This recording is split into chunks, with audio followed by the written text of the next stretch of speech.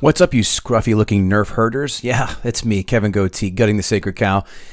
I gotta make this quick. I am packing to go on vacation, and, well, here we are. We're gonna do another episode. Guess what? Lisa Curry, comic for Jim Jeffries, opener for Jim Jeffries, is gonna come on and explain why Rushmore, the second and last film allowed by this man, done by Wes Anderson, is Rushmore. So she's not a fan of Rushmore. I grabbed AC Rowe. You know him from a few past episodes. And we're going to make heads or tails, or let's see if Lisa Curry can come out here and flunk Rushmore. San Dimas High football rules. Lisa Curry, guest of the program. How are you today? Hey, I'm great. Thanks. How are you? Great. Do you know what film that quote is from? No. And it could have even been something I've seen 50 times. I'm just that bad with movie quotes. Returning panelist to the show, AC Rowe returning. Sir, how goes it? It goes really well, Kevin. How are you? Doing delightful. Do you know what film that quote is from? You know, had you not said it and not asked me and not put me on the spot like you do all the time, I've never gotten one of yours right. I'm going to say Fast Times at Ridgemont High. I would have guessed Fast Times. That's my only guess. You guys are in the right genre, but I thought this was a Clueless. layup. Bill and Ted's Excellent Adventure. They're in San Dimas. That makes a lot of sense. You're not going to believe this. I've never seen it. Whoa. Homework. I mean, it's not. I know it's bad. It's. I don't know how old you are. I'm just going to assume that you're close to, I don't know, ish us. So this is a film that our age group would have caught. But here's the thing. I grew up in a one TV household. So if I didn't want to watch whatever horse shit my dad was watching, my only other option was go outside. So it was go outside. You're Amish? So, oh, wow. Pretty much. Oy. Okay. All right. Well, there we go. Kevin Goatee, AC Rowe, joined by Lisa Curry. Today, folks, some of you who have went on to say, I don't think this film qualifies. And I'm going to say it does, because this is the second and last Wes Anderson film that we will allow in this podcast. The first one was Royal Tenenbaums. See, I love that one. Dumb one. Well, I fucking hated it. So listen to that episode, why it stinks and all that stuff. But Lisa has chosen the other film that is allowable by my standards, and that is Rushmore. 1998 budget of $10 million, a box office haul of $17 million. Turn that into 2023 money. $18.8 million budget, $32.1 million box office haul. This thing didn't make any money, but it didn't get anybody fired. That's the old rationale here. IMDb, as we know, is a scale 1 through 10 with decimal points. Lisa, what do you think Rushmore scored on the old 1 to 10? What do I think other people said of it? IMDb, which is an aggregate. 7.8. 7.8. How about you, AC Rowe? I'm going to say like an 8.4. I'm going to say Lisa's closest by saying 7.6. Oh. Not bad, Ooh. not bad. Critics Rotten Tomatoes score 1 through 100. You folks know the drill. AC, I go to you first this time. Critics Rotten Tomatoes score Rushmore. I'm going to say it was his second film and everybody fell in love with him due in large part to the film. Critics had to like it. I'm going to say it's high. It's somewhere in the 90s, like 92, 93. Well, why don't we pick one of them? 92. How about you, Lisa? What do you think? I'm going more like 80. I'm going more like AC gets the point. 90 by critics. The critics loved it. Oh, this is a critic's absolute wet dream film. We'll get into that later. How about you? Back to you, Lisa. Audience, what do you think the audience gave this on the old Rotten Tomatoes? 90. 90, AC Rowe. I'm going to say like a 75. I'm going to say you're as inaccurate as Ryan Tannehill out of the pocket. Hey, 91. 91. Dang, I was the man is too. injured. He can't play football right now. Leave him alone. He's also going to no longer be a Titan anymore. Leave it alone. He can't play football, but he's not injured as well. This is true. Quotes. Are you a neurosurgeon? No, I'm a barber, but many people make that mistake. Fun. This one kind of caught me by surprise. I almost laughed. My safety school is Harvard. That one was clever. Yeah, I thought it was very clever. That's why I wrote it down. How about you, Oxford, Lisa? Sorbonne, and then Harvard. Yep. Lisa, any quotes jump out at you? Shit. No, I just watched it. I literally just finished watching it 10 minutes before we jumped on.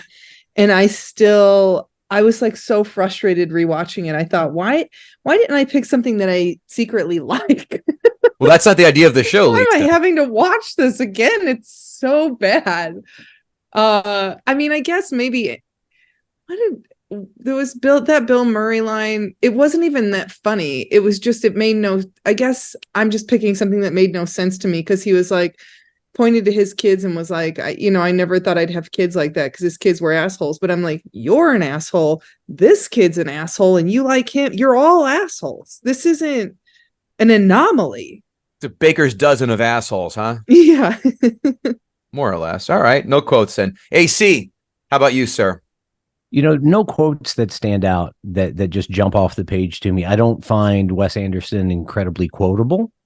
There's a lot to talk about in the film, but there's not a quote that just pops off the page.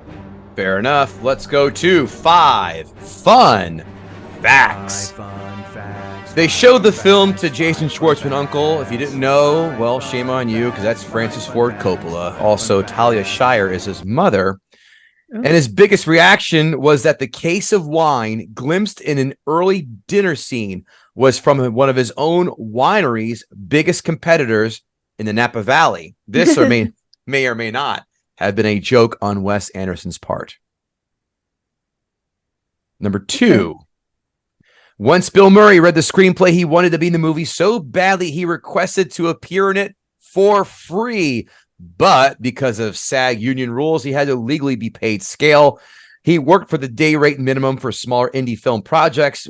Wes Anderson estimated that Bill Murray made about $9,000 for this film. He was overpaid.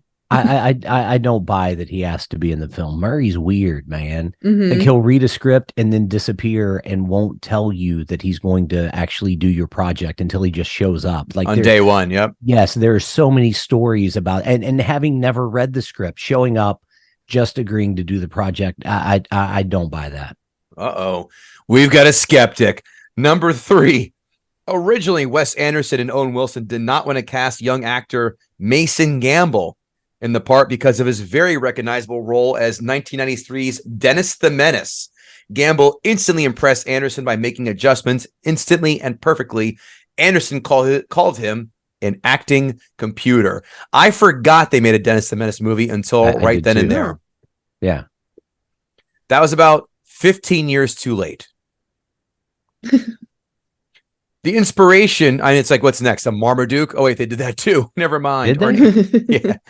Is Andy Capp in the greenlit section at Netflix anytime soon? No? Let's do Beetle Bailey. Yeah. Garfield got 2 films, but Heathcliff can't get shit. The inspiration for Max's expulsion from Rushmore Academy was taken from Owen Wilson's real life. As a sophomore at St. Mark High School in Dallas, Texas, Rushmore co-writer Owen Wilson was expelled for stealing his geometry teacher's textbook with all the answers and had to attend Thomas Jefferson High School to complete the 10th grade. Stealing a textbook, that's more whimsical. Guys, you can beat the shit out of a teacher if they make you give up your phone and only get 2-day suspension now. But only if somebody's filming that happen. Right. Yeah, maybe because I went to public school, but I'm like, we had some wild shit happen that was just like 1-day detention. Right. I mean, the running hat gag was putting the old tack on your teacher's chair. Yeah, yeah. Would that just got a, oh, you boys, and a finger waggle? Maybe. Oh, we had kids that would like climb out of the window and go take off running and then like come back to class later at the end of class and disrupt it and come back in the window or just fucking flip furniture over. Like, I went to a good public school too. Crown Point High School in Indiana. And it was. What do bad schools in Indiana like? What's that like? Is that like the white? Is that like the white lean on me in Indiana? I don't know. It was chaotic. What town is that in Indiana? Crown Point. I don't know where that is. It's in Indiana. It's like it's like an hour southeast of Chicago. Oh, I so was like born. really far northwest. Yeah, I was born in Indianapolis. That's why Okay. I moved when I was 3. My parents had the good sense to get the hell out of that horrible state. The number 5, even you though landed in New Jersey. Yeah, Princeton. I mean, Mr. Arkansas Jersey versions. Hey, dude, I left there. I went to Louisiana, and then I got to New York as quick as I could.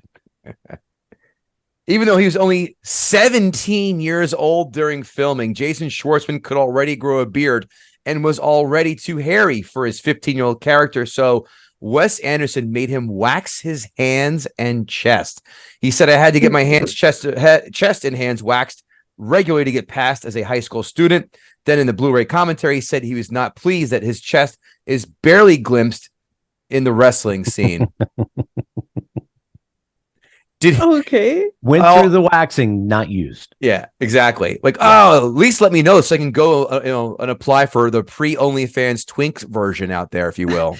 I feel like even for the glimpse, though, he couldn't have just had like a full chest of hair. That would have been odd. Are you going to? Sorry, it's a 17. Glimpse, but yeah. There were hairy kids in high school. Yo, there was a kid in my house in my 8th, 7th grade who was a full-on Scott Howard from Teen Wolf. The kid was shaving, and he had like an Oscar Gamble tuft hair chest hair shirt. And the kid was 13 wow. Full-on shaving. So normally I'd be like, yeah, but I knew that I actually was friends with this kid for a while. Anywho, those are 5 fun facts. I don't know how fun they were, but whatever. Got to fill subject time here anyway. Let's get 4 facts. 4? I did 5. No, you did 5, but I'm skeptical of one. Oh, that's fair. All right, fact checker AC Rowe. I cannot wait for you to kind of National Enquirer this shit later on. We're going to get right to the crowd version fun of this, and we're going to see what questions they have for you, Lisa, in Ask a Gutter. You know the drill, AC. I love you. At So Wizard Podcast. Well, statement alert, not a question. I saw this in the movie theater, and I don't remember anything about it. Not usually a good sign. Yeah. At Lord Snurts, turns out Woody Allen isn't my only blind spot for movies. I haven't seen a single Wes Anderson film. Skipping predictions, but I'll ask a gutter. What Wes Anderson film is worth a watch? I like the Royal Tenenbaums. I mean, but it doesn't. Here's the thing with even me going over Rushmore, it really doesn't take much to impress me movie wise. Like I'll see something and I'm like, that was fun. I feel good. This one was so bad that it made me angry that I spent my time watching it. All right. Save the rest of those points. AC, you got a Wes Anderson film that you'd like to mention as one you find enjoyable? I would say of all of them, Rushmore. I'm not a Wes Anderson fan, but of all of them, this one at least tells a little bit of a story. Right. I've only seen 2. Royal Tenenbaums is a diarrhea geyser from a police horse's asshole level of awful. So I do want to see the newest one though. Which one with Tom Hanks, Asteroid City? No, none of that. What, Steve Zissou or Life Aquatic or whatever that is? Or no, it's Dog Hotel for Dogs. Asteroid City. Want to see that one. I'll wait for your review. I'm not going to be wasting an hour and 45.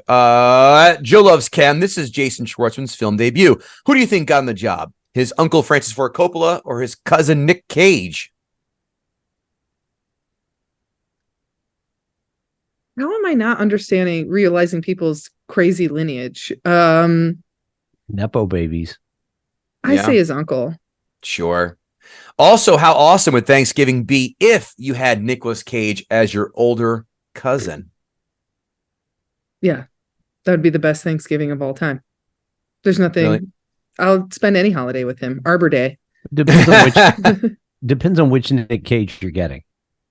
I'm interested in your line of thinking. Yeah. Please proceed. No, I mean, like if you're getting cool, crazy, Raising Arizona Nick Cage, or you're getting bad Southern accent Con Air Nick Cage. Those are 2 different guys to hang out with, man. Cameron Poe, 10 Put the times bonnet back in the box. Yeah, I mean it. Yeah, like I wouldn't want to hang out. No, don't want to hang out with that Nick Cage. I'll take any version. Can you imagine him from Con Air, Nick Cage, going, "I just want to eat a bunch of turkey," instead of, "I just want to find a bunch of rockets." That was my Nick Cage impression. 3.5 out of 10. Next, at Rex Crumb, goddamn, Christmas has come most early with another Wes Anderson takedown. So, is this the most, in quotes, Bill Murray role that Bill Murray has played in all of his Wes Anderson films? Meaning the closest to who he actually is? Because yeah, is this maybe because this was is this his most Wes Anderson-y character portrayal? You know, let me say yeah, because this is the most boring I have ever seen Bill Murray. He's so flat through it. Like, he's an asshole, but not even like an interesting asshole. He's just kind of one note all throughout. When he tells Jason Schwartzman's character, or Jason Schwartzman, I guess, that he's in love with the teacher, he's like, I'm in love with her. But he's not saying it any differently than he says anything else in the film. He doesn't have any kind of like different inflection or mood or look in his eye when he talks about his kids. The whole thing is so bad. It's terrible. Like, if he had to audition for that, he would not have and if he was not Bill Murray, he would not be in that movie or any movie. See, I thought his character in The World of Tenenbaums was absolutely flat as a pancake and had absolutely no substance to it whatsoever. This, by de facto, by default, excuse me, is the better role, as I've seen. AC, want to recommend that? Yeah, I mean, for me, and not to jump too far into the performances, I think are one of the redeeming qualities of the show, including Bill's. Mm-hmm. The character's supposed to be flat. There's not supposed to be over the top of him. I mean, he's competing with a child over the love of this woman's. He wouldn't. I think everything would be calm and measured and direct, and he's in love with her. It's as matter of fact as that. I'm in love with her. Mm. I mean, he's not going to cry. He's not going to scream. No, I do think that this is very Bill Murray-esque. And so I would say, yes, it's the most Bill Murray of all Bill Murray roles in Wes Anderson films. Yeah, your words, not mine. At Delvin Cox, I legit have no clue what that movie is. Laughing, crying emoji. At Bango2331, same bro. I heard them reference it during the Tenenbaums episode, but that's it. At Delvin Cox, I think Kevin Goatee's making this shit up. This ain't a real movie. 5 laughing, crying emojis. At Delvin Cox, posting the gif of the woman freaking out on a plane and saying, this motherfucker ain't real. At Screen Rundown, that OMG, that literally had me LOL at work. At Delvin Cox, Kevin out here telling me to watch fake movies, LOL.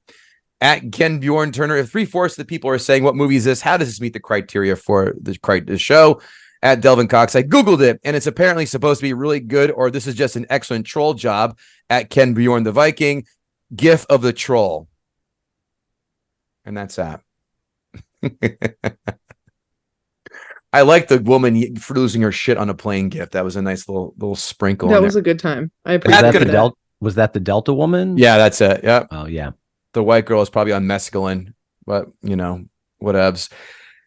Time to close Ask a Gutter. And by the way, Lisa, no one listens to the end of podcasts, so we do our quotes. What's wrong with me? Our plugs in the beginning. Smart. I love it. Thank you. What are you up to, Lisa? Share the world what you're up to and where we can find you. Well, I am about to hit the road for almost the entirety of November and December. I have so many shows.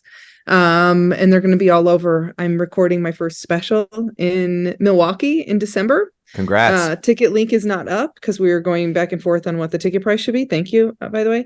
So if you follow me on Instagram, please do that. It's Olympian Lisa Curry, and all my show information will be there. I'll be everywhere from like all over Denver, and then just a bunch of stuff east of that and south.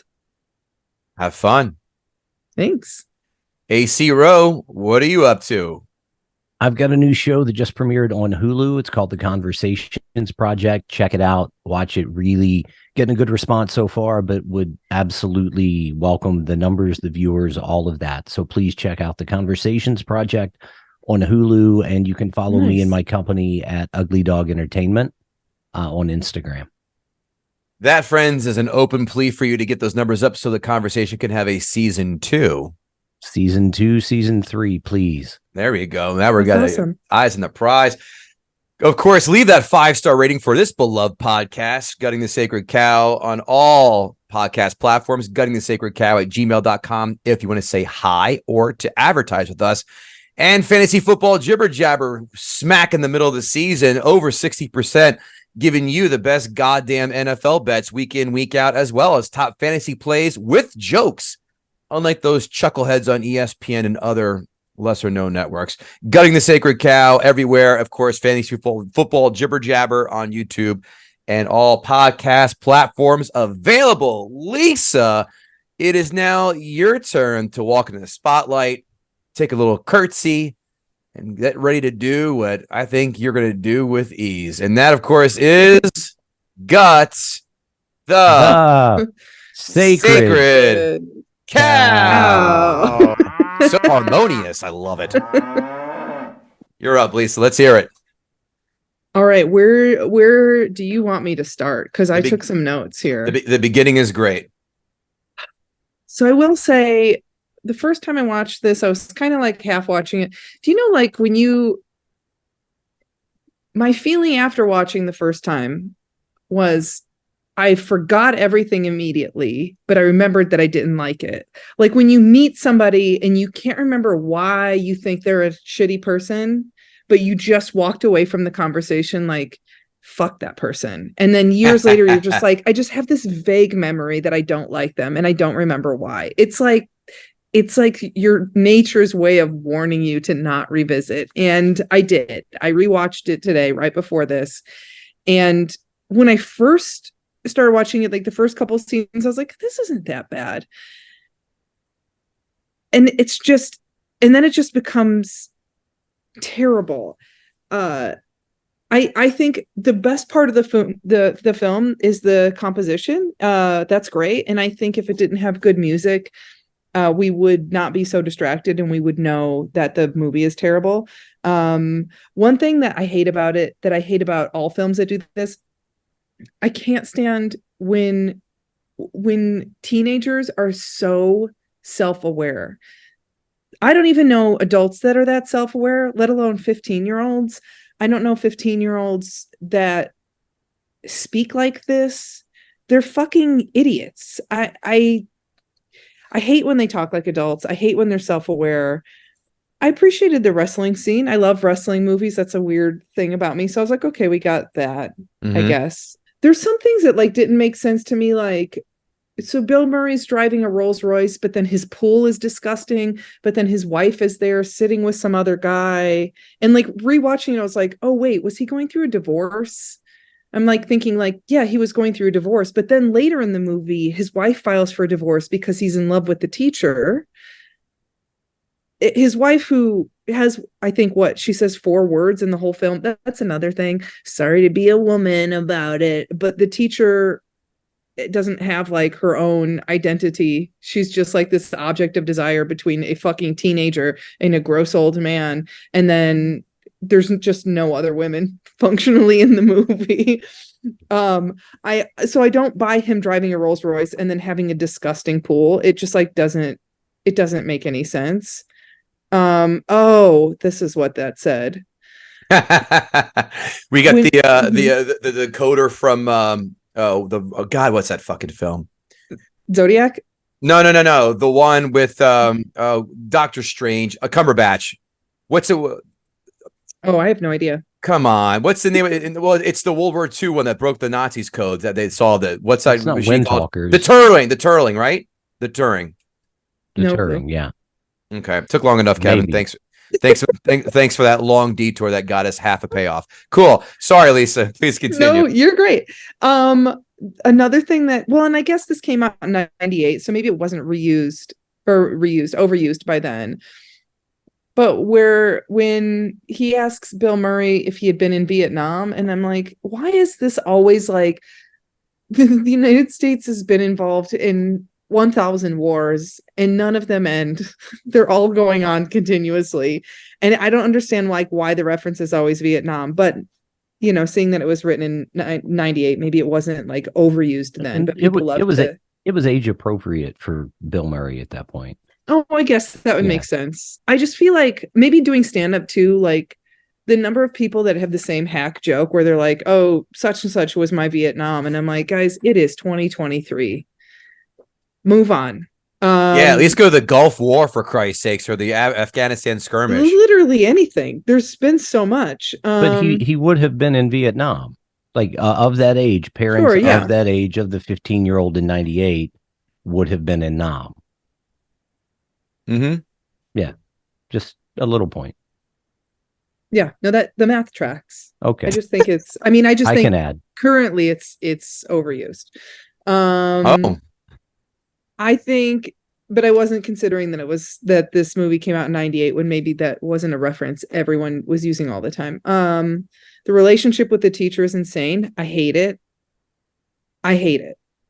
It reminded me of like Licorice Pizza, but Licorice Pizza is at least a beautiful film. It doesn't make any sense. There's no plot. There's no reason for the movie, but it's gorgeous. So that's entertaining. Licorice Pizza was beautiful to turn off because that movie just sucked. Hard balls. It was bad. If I saw maybe a print of it, I'd be like, oh, that's a nice shot from the film, but I can't imagine wanting to watch that again. And I love P.T. Anderson otherwise. It's a circle jerk for 1970s LA with no real substance other than that. Nothing. And this also, it's just like this weird, I feel like so much of, I don't know, there's like this, I feel like the filmmaker's trying to tell us like, yeah, but like a teacher would find me hot when I was a hot 15-year-old. Like, I feel like they're seeing these characters as extensions of them. I can totally see that. I can totally see like, look at me. I'm whimsical. I'm just weird and quirky as fuck. And it's crazy if women don't want to sleep with me, especially older ones who are bereaving. Yeah. And like, also, of course. And then also later in the movie, when the teacher and Bill Murray, Rosemary and Herman, there's a scene way after they go to dinner together, the four of them, where they introduce themselves to one another. And I'm like, they just sat through a fucking 2-hour dinner or something and they didn't catch each other's names. It just doesn't make any sense. Like, who okayed this script? It's Owen just... Yeah, exactly. Just keep that in mind. Owen Wilson said, yeah, this one's good. Yeah, no rewrites needed. Listen, I appreciate him putting his brother in it because he's cute and that was a nice little escape. Also, like the idea that a teenager at dinner would be so outlandish and disrespectful and drinking scotch is so far beyond any reality I could imagine. I'm like, him having something to say to Luke Wilson and smarting off and hitting him with his fork or whatever he does. I'm like, I would have been removed from the planet. Yeah, that's from a good the solar system. Yeah, that's a great point. I mean, the amount of disrespect shown toward Luke Wilson. I mean, Luke Wilson's like, I just met you. I don't know who the fuck you are. Like, I'm gonna give you a butter knife right below your eyeball, right in your orbital socket. Mm-hmm. Like something like that was quite surprising. There's an acceptance to like a Wes Anderson film. I'm assuming there has to be an acceptance of the absurd, right? There has to be an acceptance of not everything is going to play out exactly the way it would in real life. And of all of the absurdity in it, I find that less absurd than other parts of his personality and the film itself. I mean, I get it. It was rude, but I've seen 15-year-olds maybe not drinking scotch unless you're in Louisiana. Unless they're French. Yeah. Well, I mean, the drinking age was pretty young when I was in Louisiana, but of all the things to be unbelievable, that one just stands out as a little odd. See, I think one person can act outlandish. It still has to be grounded in some reality. Like the adults don't really react. They're just like, oh, please don't do that. Why would you talk to me like that? you just met me. It's like, if he's going to be that crazy, then people have to react to it. Otherwise we're being told, if everyone is just kind of like low energy and not really reacting to it, then that's a way of telling us like, this is normal. This is regular behavior. That's a Wes Anderson film. Yeah, this is Upper West Side parenting in an hour, 40-minute film. This is why people should be sterilized. Yeah. This is like, oh my God, my kid turned 5 and you're not on antidepressants yet? You're a shitty parent. All people should be sterilized, or just certain people? Most, almost all. I would agree. I would agree. Yeah. Just enough so that like where there's new generations to like fix my car and I guess fix my teeth or whatever I need. Yeah. Yeah, we need employees in the world. I already talked about this, but the fact that like Bill Murray's wife is asking him for a divorce. Also, he says, I'm getting sued for a divorce. I'm like, is that what happens? That's what happens. You file suit against your partner. Oh, okay. I was like, what? You file for divorce. But Here comes experience in the equation. A little bit. And it makes no sense that there's like, why was she not talking to him when they were at the house together? And she's just kind of talking to some other guy. Also, he's like chucking golf balls into the water and nobody reacts at all. Right. Like if his wife was already not talking to him and sitting with another man the whole time, you think she would at least like look at him like, what the fuck are you doing? Well, you know, she's clearly having an affair with that guy at that point. Bill Murray, nobody's paying attention to Bill Murray. There's something that happens where you, as you become an older man, you kind of become invisible to those things around you. And his invisibility, I think that's just a way of him acting out, and nobody pays any attention to him. Nobody sees that he's there, even though he's there, and he's probably there all the time. She has forgotten him as she's cheating on him before he's cheating on her, or at least before he's cheating with the teacher. Yeah. Yeah, I guess. I mean, that makes sense. It is weird though. It just, I think at a point after like the halfway point of the movie, everything was grating on me. His dad is a barber. I didn't even write a commentary on that. I just wrote his dad is a barber. And then I at that point I started to check out and check my emails and just half watch the end of it. I also there's no world in which a grown woman is going to, like, if a kid was hit by a car, you'd be like, okay, come around to the door. Long before this, he tries to kiss her and everything. There's no world in which a grown woman would let a wet person lay on their bed. Yeah. It's raining. He's soaking wet. He's got his head on her pillow. He has his fucking shoes on the bed. I'm like, there's that. And that goes back to like, this is his outlandish behavior. She's not his parent. She's somebody that like, go ahead. I wrote down, I'm more shocked that she has a twin bed all by herself. This is the thing. I mean, that's the same size of a bed I had in college, for Christ's sakes, in the dorm rooms. She's sleeping in her dead husband's former childhood room. I missed that then. That's why it's a twin bed. Okay. Even more reason to keep the bed dry. Absolutely. But she is in her dead husband's room. She actually, and I'm going to disagree with you saying she doesn't have a lot of her own. She's got a very rooted backstory in that she is still there mourning the loss of her husband. It doesn't explain why she has a dalliance with a kid and why she has an affair with Bill Murray, but she is broken and rooted. The only reason she's there, she's got a degree she's got a PhD from Harvard, correct? Mm-hmm. Yep. The only reason she's teaching first grade is so she can live in that house and teach at the school that her husband was a student at. And that's why it's a twin size bed. I'm more concerned about the fact she wasn't smart enough to figure out, wait a minute, you got hit by a car, but then you climbed up a ladder and then you knocked on the window. Yeah. And a very little amount of blood, and the fact that she's kissing the fake blood too. She has technically a backstory, but she's not active in that world at all. Her entire character, every scene is like maybe it mentions her her dead husband, but it has nothing really to do with him. It's like it's all perfunctory so that we can continue having this conversation, so that this kid can lock her into a conversation. He doesn't actually give a fuck that her husband is dead. Nobody does in this film. No, but it has nothing to do.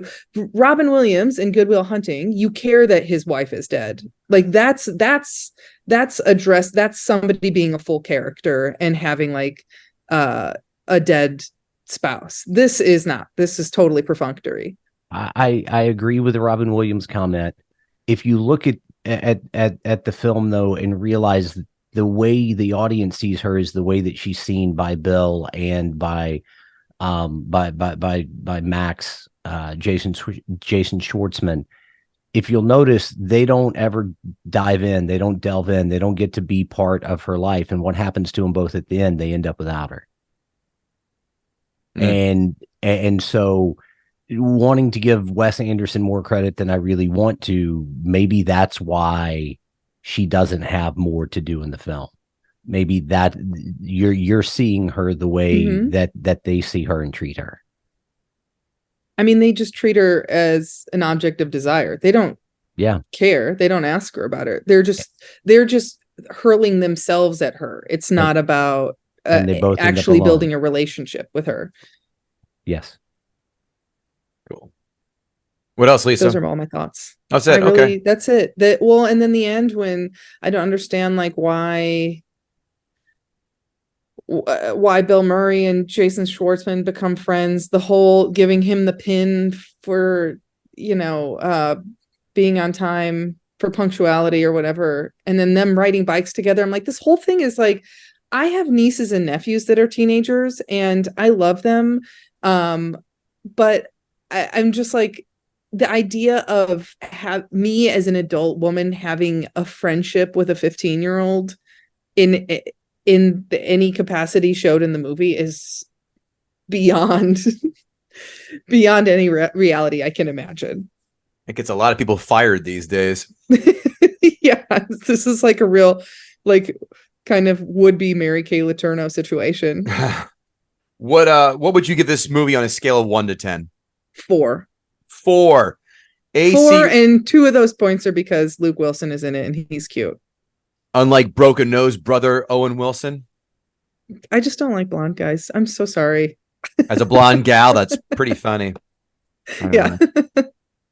AC Rowe, why don't you knock some dirt out of those cleats and hit the batter's box? Well, I'm sitting here and I'm defending the film because there are some points that she made that made me think some things, but I'm saying they end up alone. I am completely forgetting the end where they end up dancing after the most ridiculous play that you've ever seen before. I want to start by saying I am not a Wes Anderson fan. I am not a fan of anyone that makes art for the sake of making art. I think you should make something that's amazing and then let it be art. And I feel like they set out in all movies, all Wes Anderson films, to be more artistic than they need to be. However, with this film, I will say I think the performances are the best of any Wes Anderson film that I've seen. Everyone plays true to form. It starts off really nice, really sweet.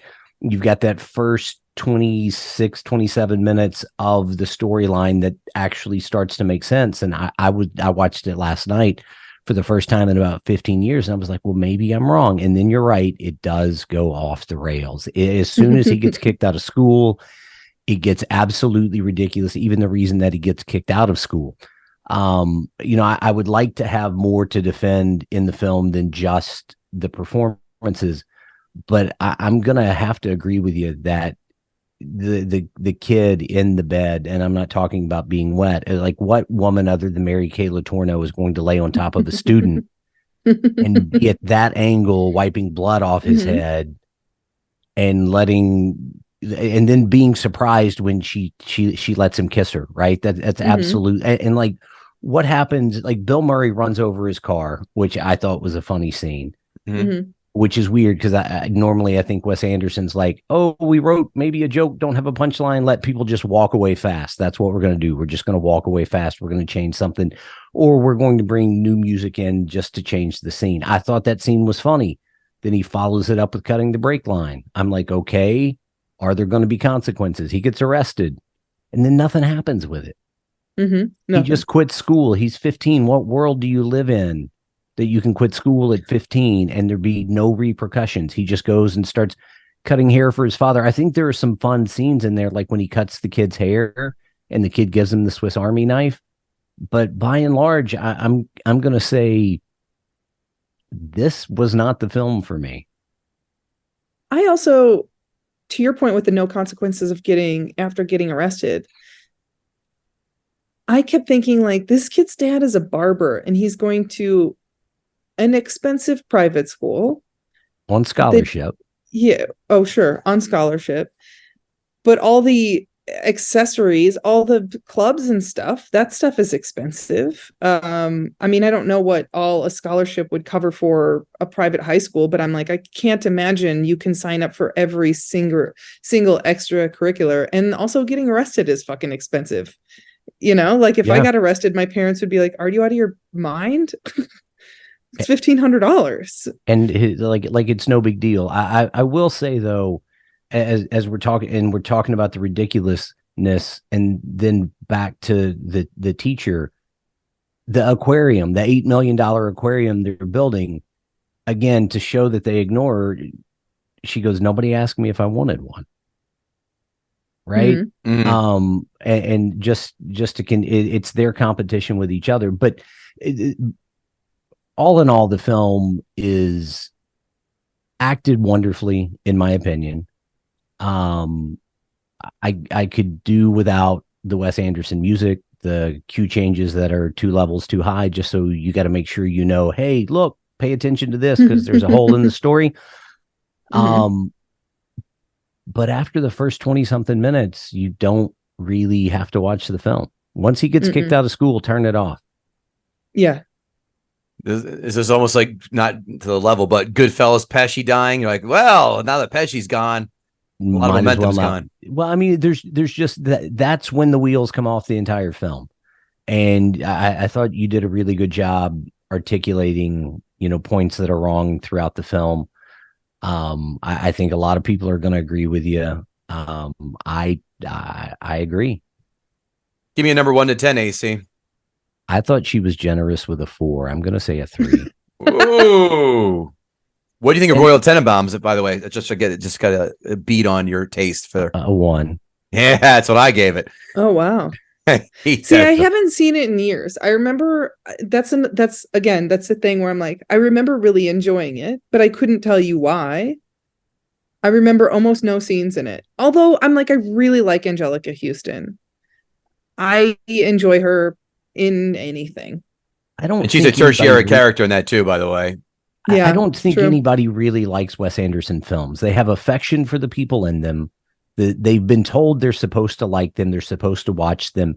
They're smart. And if you don't like it, obviously you're not smart. You're missing something. Exactly. And as a result, people watch these films. And, you know, I hate his music. Some people love his music. They have fond memories of the time that they watched the film. They went to the movie and saw it. They smelled popcorn. They did all that stuff. But not just overall, not a fan. A lot of similarities with the Royal Tenenbaums episode with Scotty. Oh God, I forgot his name. I'm sorry. Scotty Landell, I believe. Yeah, he did Tenenbaums, and there's a lot of commonalities that were discussed. These notes brought to you by guttingthesacredcow.com, where you can find yourself a hat, mug, t-shirt. I don't know, flip-flops. Do they have that there? Probably. All that fun stuff. Guttingthesacredcow.com. Leave us a 5-star rating, 2 or 3 sentence review. And of course, the following on the social medias help. GTSC Podcast on the Twit. And of course, Gutting the Sacred Cow Podcast on TikTok, Instagram. Notes. Oh, good. We're opening the film by Max ripping off the Matt Damon solving the math problem on the board in Good Will Hunting scene. Oh, good. Yes. We're off to there was something else they ripped off. Sorry, there was something else they ripped off at the end, and I cannot think of the movie. Maybe you guys know.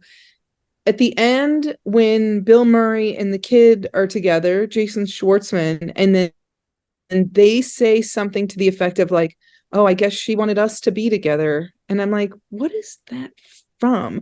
Because I was like, there's some other movie where there's Ghost like two Dad guys... with Bill Cosby. I haven't seen that. I was like, there's another movie where there's like two guys Doggy Bottom USA going after a girl, and Something About Mary.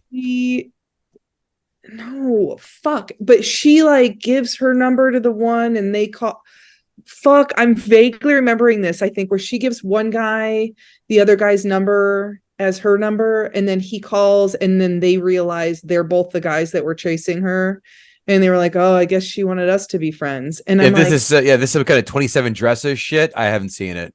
no. It wouldn't have been, because I have seen no rom-coms. I mean, I've seen, I think, two. I love a good rom-com. I'm not going to remember. All right. I'm sorry, but it did rip off something else. Yes. He's supposed to be 15 in this movie. He looks 28, for Christ's sakes. I mean, this is like Breakfast Club level of old kids in this film. Hey, with the exception of with the Winston Churchill and Popeye, I don't think I've ever liked anyone with a pipe. See Brian Cox for that reason in this film. I occasionally smoke a pipe. No, my assumption is correct. I have to with this beard. The only thing missing from you is an old like weathered sea captain hat as you sit in a rocking chair. I have the hat, but the headphones got in the way. Attention, black people. This is not how white people normally act. We're not all this whimsical, and we don't have lyres and flutes playing in the background as we walk about town. So just for you black people to know that that's not how real life white people go around business.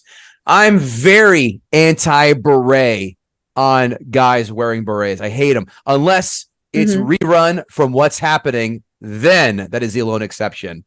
Well, and the way he wears it is so ridiculous. He just like pulls it all the way down. Yeah. Even you, Curtis Leewell from Guardians and Angels. I know you're doing the Lord's work and all, but the beret part, we don't need that. The red jacket does a great job by itself. AC, I'm with you. I hated every single song in this film. This soundtrack sponsored by Barnes and Nobles. I know we're past the point of technology in 2023, but when Bill Murray pulls out that 3-ring binder to write out a check, that's a sign of being a mayor of rich whitey land. Who else has a binder full of checks they just whip out and this? Here you go, son. Go ahead and get yourself a few gobstoppers while you're at it. Do any of you recall helping your teachers out with some kind of chores in class because you had a crush on them? I'm asking you that. No. I didn't either because all of my teachers looked like TSA agents at the Oklahoma City airport. No thanks.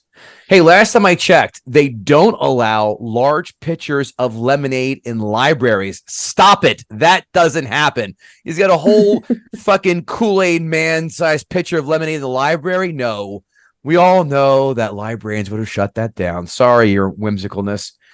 I did chuckle how they did a play on Serpico. Of all esoteric things to pull out of their ass, I thought that was quite original. So I give a tip of the cap.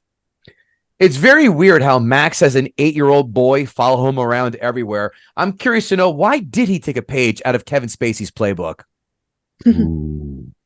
Why do Bill Murray's sons look like the Shermanator from American Pie? That's funny. They do. Thank you. Bringing lunch to that meeting at the top of the garage with the rendezvous with the woman is cute. But if you're looking for real belly laughs, keep walking. And if you feel this movie is full of belly laughs, I will never value you or your opinions because they're dumb. I've smirked watching this film more than I have Royal Tenenbaums, by the way. I did enjoy Bill Murray and Schwartzman pranking each other. The bike, running over the bike, that was fun. Just the back and forth stuff.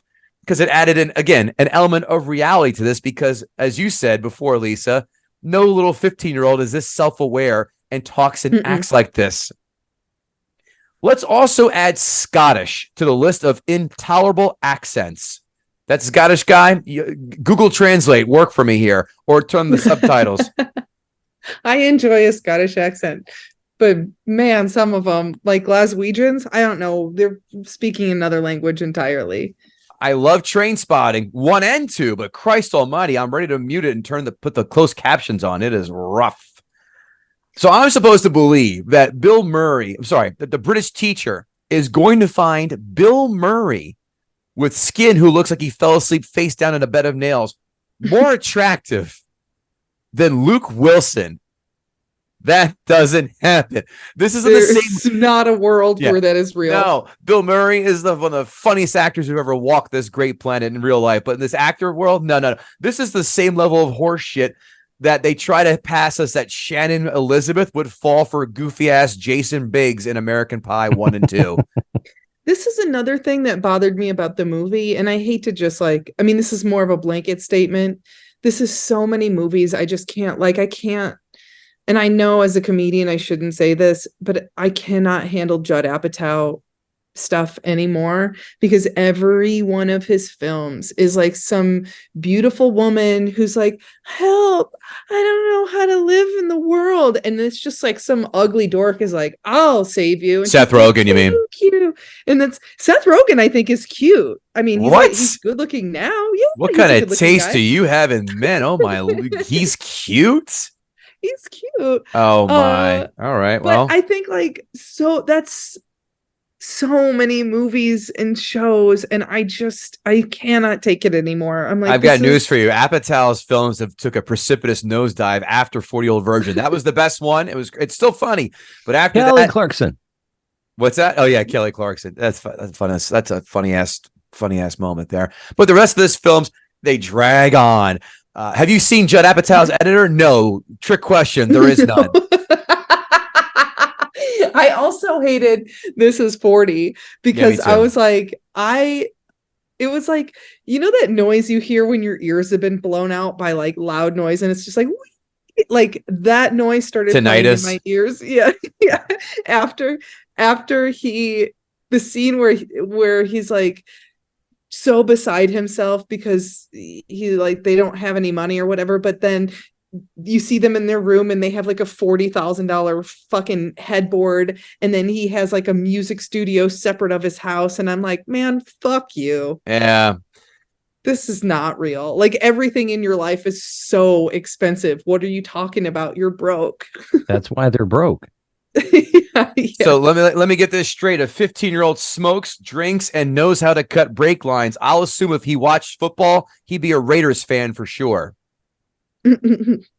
We've really slowed down now after Bill Murray and Jason Schwartzman have mended the fences. This plot has come to a grinding halt, like Judd Apatow films. Hey-o! I think Wes Anderson inserts indie rock into his films just to anger me. The final play is so comically innate. I've smirked more watching this than I have Tropic Thunder. How about that? That's another one I don't like. Ferris Bueller's Day Off and this film have one thing in common. Ferris Bueller, Max Schwartz, masters of manipulation. Max Schwartz is a master manipulator, like Ferris was with Cameron, big time. But Ferris Bueller is a hell of a lot more entertaining. Mm-hmm. This is the second film this is the second time that I have watched this film. I don't have many notes on this because I couldn't tell you anything about it pre-rewatch, except for the poster with him wearing the beret and his hand in the air, and that Bill Murray is in this. Quirkiness is the Drakkar noir that Wes Anderson and Bill Murray bathe in like it's a 1980s Guido would. And both have stenches that are overbearing, especially Royal Tenenbaums.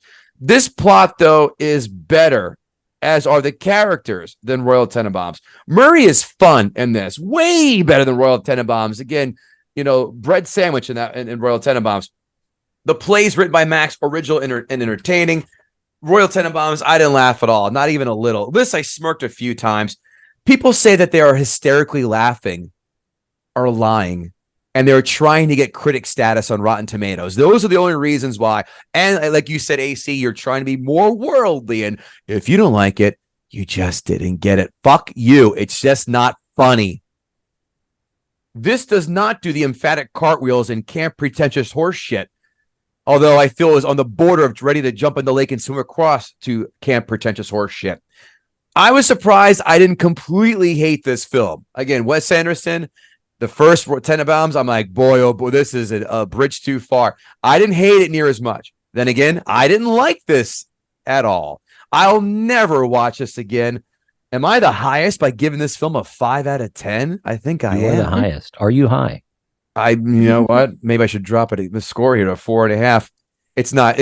Look, it's the lesser of both evils. And the reason why I allowed Lisa to do this is because people were saying, "Oh, you hated Tenenbaums? You're gonna love Rushmore," and that's been a common thread with amongst all Wes Anderson films. That those are the top 2 films. I said, "All right." After that this is where the cutoff is. So here we are, and this film is not good. Didn't hate it. Didn't like it, but didn't hate it like I hated Tenenbaums, where I walked away angry and just pausing to go walk around and do something else for 5 minutes, and then have to sit back down and strap in and go, and then press unpause. This I made it through one shot, but it's not fun. Critics 5-star reviews. Spot on. Rushmore is an interesting movie that will appeal to a very small audience, but will nonetheless impress. Nerds, this is for you, so suck it all in. This is where the pretentious horse shit comes into play. Ready? An infectious comedy from start to finish. Yuck. If this was a movie theater, I'd throw something at the screen and go, boo. You know, I was talking to somebody today, tell them that this is what we were doing tonight. And I was talking about not digging Wes Anderson stuff and how he didn't know he never met a punchline he actually wanted to spend time with, and how he struggled with jokes. And he goes, well, I don't think he's a comedic director. I was like, exactly. Sure. But they're all supposed to be comedies, but they're not funny. No, not at all. Precocious but not precious, Rushmore is a heavy-hearted comedy with a light touch. What the fuck does that mean? That's some word salad. That is. The script is so charming and quippy that it is not hard to see why this is still many fans' favorite. And they spelled favorite with a U, so already I don't take you seriously. You're out. Of course they did. Don't judge me, but my computer spells mine that way. I don't know why, and I'm not smart enough to change it. Is it because you were just in London? Did you just it was that way when I got it. I bought it in Queens, and it's, for whatever reason, it thinks it's in London. Yeah, you bought a hot laptop that got swiped from a terminal at Grand Central. No shit. Don't say things like that out loud, Kevin. That's Hunter Biden's laptop got found. Did you know that? Critics 1-star reviews. The quirkiness seems a little forced, a little overdone. You think? Yeah, a touch, a pinch. But as heavy-handed as a Spielberg plot, the charm is a little too forced, the story barely believable, and its allure over-calculated. Yes, and amen. Yes. Rushmore is intended to be hip and funny, but it's not really either. When people say comedies, this one never comes up. You're going to argue your top 10, but this never makes never, unless it's that asshole who shows up to a Super Bowl party who says, "Sports ball, huh? What time is a puppy dog?" Yeah, wearing the beret. Rushmore is a film with a lot of promise. Unfortunately, most of it gets wasted. Amazon 5-star reviews. This is to movies what Catcher in the Rye is to literature. It's a must. I couldn't even get that out. I have to say I'm a big fan of Wes Anderson. I think his smart, subtle movies are a true breath of fresh air in an industry that is obsessed with raunchy, pointless humor and the bottom line. That being said, This is the epitome of pointless. Right. Right. And tell me a film that is not obsessed with the bottom line, because that's what movies are made for, to make money. I like also that, like, I guess technically I wouldn't, when I think of the word raunch, I think of like, Animal House, but it's also a little risque for a 15-year-old to be trying to fuck a 35-year-old or whatever she is. I mean, we all tried doing that when we were 15. That I can get behind, but being allowed to sip scotch at a dinner table with a stranger and call him an asshole pretty much to his face, that's raunch. Yeah, I feel like maybe Wes Anderson wrote this when he was 16 based on fantasies he had of his life, and then they just made it later.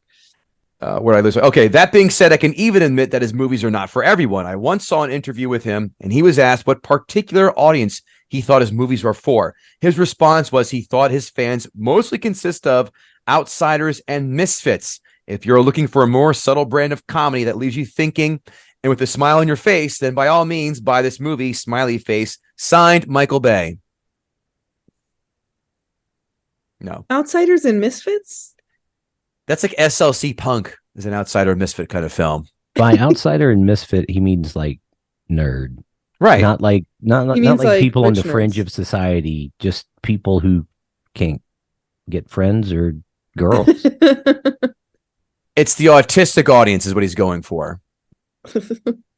For those who went to school around the time frame of this film, they will recognize the bumbling efforts of males trying to articulate more than pablum when it comes to deep romantic feelings.